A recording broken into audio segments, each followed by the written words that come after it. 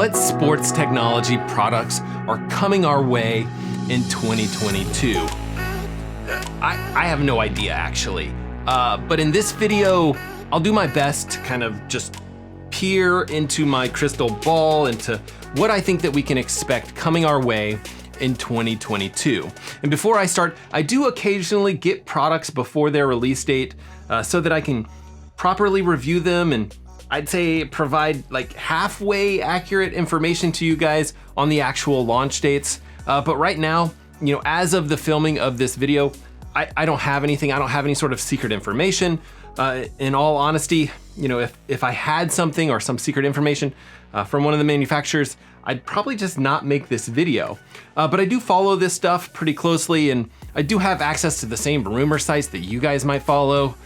So I want to kick this off with the WAHOO KICKR. And it seems to me like it's been a while since the WAHOO KICKR has been updated. It's been even longer since the WAHOO KICKR Core was updated.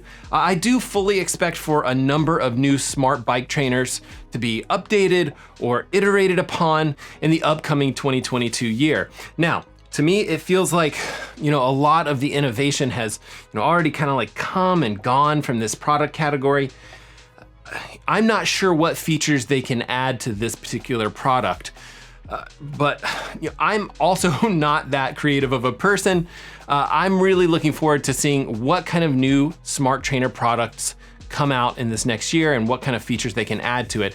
And if I were selling smart trainers, I would expect people to be buying them kind of in that fall to winter timeframe. And so you probably want to have some sort of product announcement slightly before that in the late summer timeframe. I'm gonna have to pick up the pace here just because, you know, I have 10 of these and obviously I saved the best for last. I do expect Garmin to update their bike computers in 2022. I don't know, but it seems like the 530 would be the 540 and the 830 would be the 830. Maybe they'll add something like those LTE features from the 945. That would be cool, but I'll be super curious what they can add to that particular product.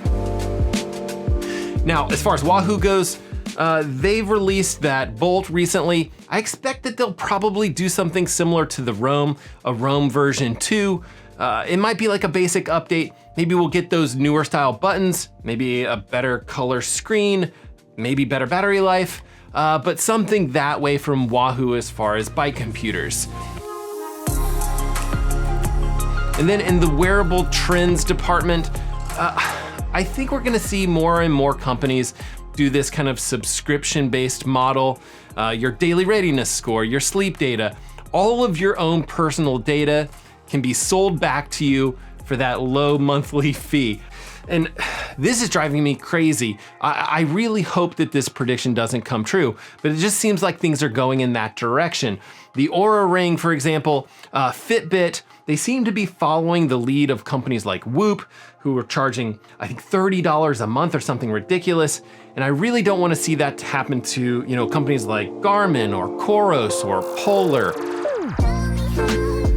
Now, Apple, they've always kind of been their own bird. They've always kind of done their own thing. So my prediction for Apple is that we will finally get a longer battery life from the Apple Watch. And, you know, I'm just gonna keep predicting that until it happens. But I wouldn't be surprised if we get a bit of a redesign. Maybe it'll be like the redesigns that were rumored for 2021. I also wouldn't be surprised if we see something like blood pressure being added to this device. I do think that Apple really loves kind of bleeding into the medical technology side of wearables. And I think that there's gonna be some interesting new options around sickness predictions, which could be helpful during this whole like global pandemic thing going on. I don't know if you've heard of it, but basically, if you are tracking heart rate and you are tracking sleep and heart rate variability or SpO2 or skin temperature, you have a good baseline of information for a user's normal health metrics. And an algorithm can kind of detect slight changes, potentially changes that line up with someone becoming sick, even before a person is aware of it themselves. So, you know, this is right up Apple's alley, but it wouldn't necessarily be limited to Apple specifically. Might not be something that we see in 2022, but it is an interesting product feature whenever these companies finally flush that out. Now, from Garmin, I would definitely expect some sort of dual GPS watch. Potentially something like the Fenix 7 would fit that particular technology well. There have been tons of rumors swirling recently about the Fenix 7. People are saying maybe AMOLED touchscreen display, so we'll see how that pans out. I do hope to review that potentially if it comes out in the near future. I'd also expect to see a lot of LTE features that we got on the 945 LTE, maybe coming to the Fenix series or maybe coming to a lot of the future Garmin watches. Garmin invested a lot in that kind of LTE network piece that they put together, and it'd be crazy for them not to offer that to more devices.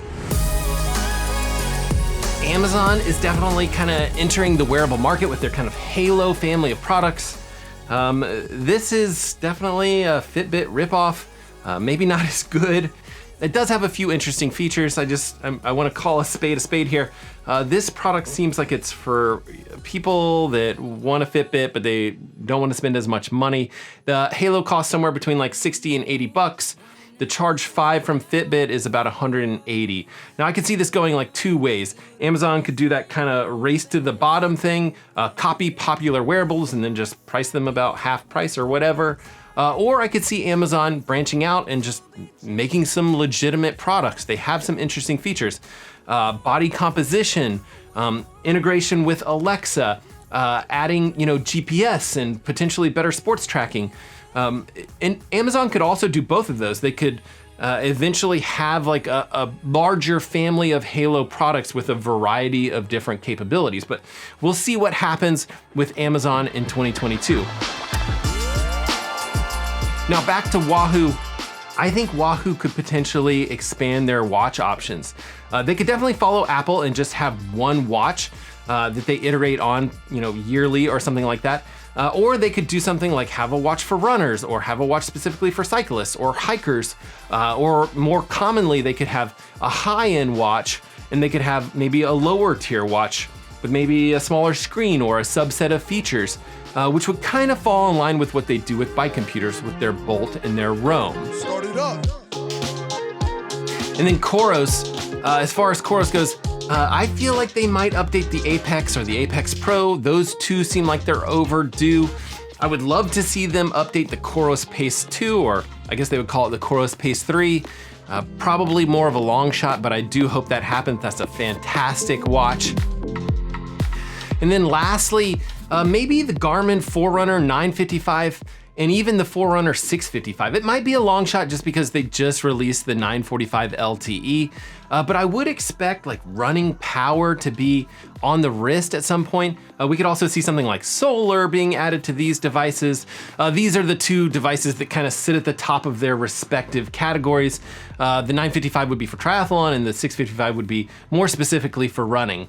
Okay, hopefully if you've made it this far in the video, you've come to realize that, I have no idea what I'm talking about.